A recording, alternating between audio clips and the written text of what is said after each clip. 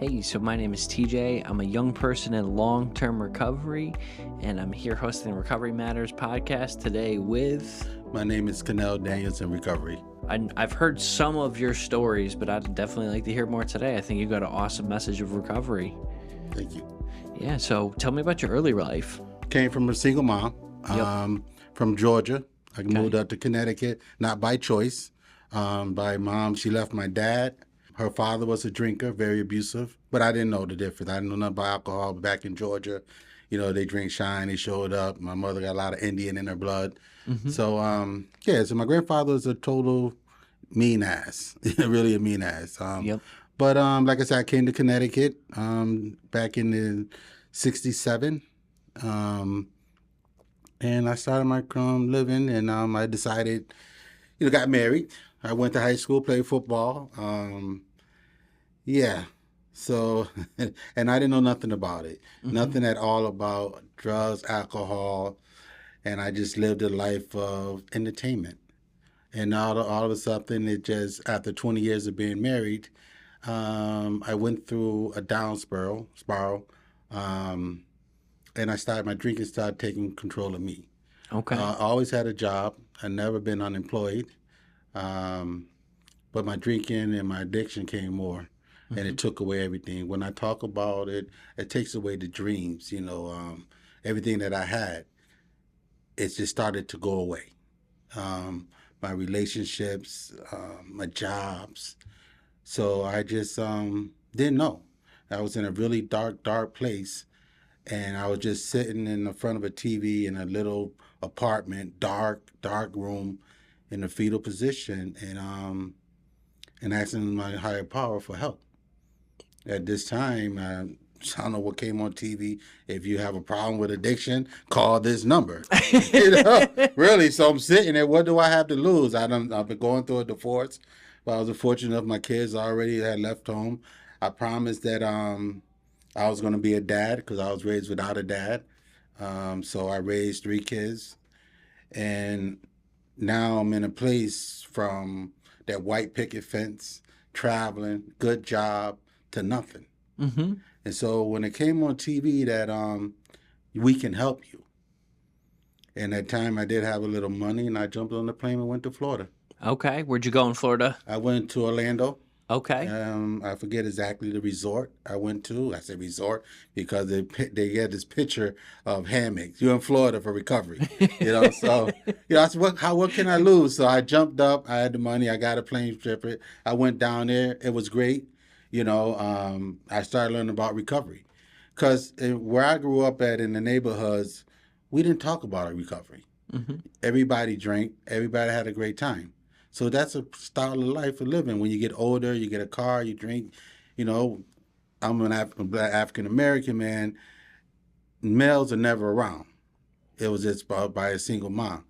And like I said, she did the best she could. And, so like I went to Florida, and then I was like, okay, I got to get this right because I done lived such a great life before. I know what it is. And but what is addiction? I didn't know nothing about recovery. Mm-hmm. At this time, I said, I got this whole deal. I went down there, did my first rehab. I did a detox in a nice little house. It was about 8 of us in the house during a detox period. Then from there, we moved to a 30-day program. Very nice setup, real nice. We had therapists, counselors, we had doctors. So somebody checking in, we had beautiful rooms, meditation. So the whole thing about recovery. But now I put down the drugs and the alcohol, but what is recovery? Mm-hmm. So still, I thought I got it. I did it in my spirit, came home, but I wasn't working on Connell. Okay. I wasn't working on Connell. Was doing this because I was saying I need help with the drug and the alcohol, but there's more going on with this recovery part of my life. Mm-hmm. So I came back to Connecticut feeling very positive that I got this, but I don't. That's from addiction. What is it? How long did you make it? That time I made it about maybe 9 months. That's actually a long time. 9 months, because I was all gung-ho, but again, I got too comfortable. I came back working, did something, and I was put down the drugs and the alcohol, but it's something else. I said, I got this, and, living in the neighborhoods we live in, that's a social thing. I like sports. I like going to Yankee games. I got Yep. buddies that unfortunately went to Red Sox games. But that's how it is in Connecticut. We either Yankees or Boston. It's 50-50. But yeah, I'm a New York Yankee fan, UConn fan. So I do like the around me about going out, having a good time. That goes with drinking, beer, Yep. hot dogs, afterwards. I had that word party, going to games. It's all involved. It's a way out from the wifey. We're going to have some fun. End up getting comfortable again with drinking. I live in a household, everybody drinks. All right. My mom drinks. Sisters definitely had a crack. Crack was her drug of choice. My life just turned upside down. I ended up having surgeries on my knees, couldn't work. It wasn't me because I always had a job. And I'm like, what is really going on? I think at this time in my life, I decided I need recovery. I was denying the fact that I was an addict. Mm-hmm. And that old saying that who's an addict? That was Connell. I was that addict. My life was definitely unmanageable. So I had to go back to step one. I went to AA. I did 90-90. And after that, I ended up getting 6.5 years clean. How about that? And I got too complacent again in my recovery. And to show you the love that people have in recovery, there was no judgment. They took me right back in and said, we're glad you made it back. When I seen the love in recovery then, I said, this is recovery. Today is unbelievable. Yeah. I'll be honest with you, today it's like living life on life terms, doing the right thing, living with some integrity, a lot about self-care. So I'm learning so much about myself, and the people see the change. Today, I'm a dad. I'm not just a father. Yep. Today, I'm an uncle. Today, you can call on me and I'm going to be there. If I say I'm going to be there, I have no excuses for not showing up. So today, I show up for my recovery. Are you ready to make a difference in the lives of others? If so, then you should consider becoming a recovery coach. Recovery coaches are trained to help people in recovery, seeking recovery, or struggling with addiction. They provide support, guidance, and resources to help people on their recovery journey. CCAR Training is the leading provider of recovery coach training programs. Our programs are designed to teach you the skills and knowledge, what we call the science, while giving you an understanding of your own art needed to be a successful recovery coach. We offer a variety of training options, most offered online.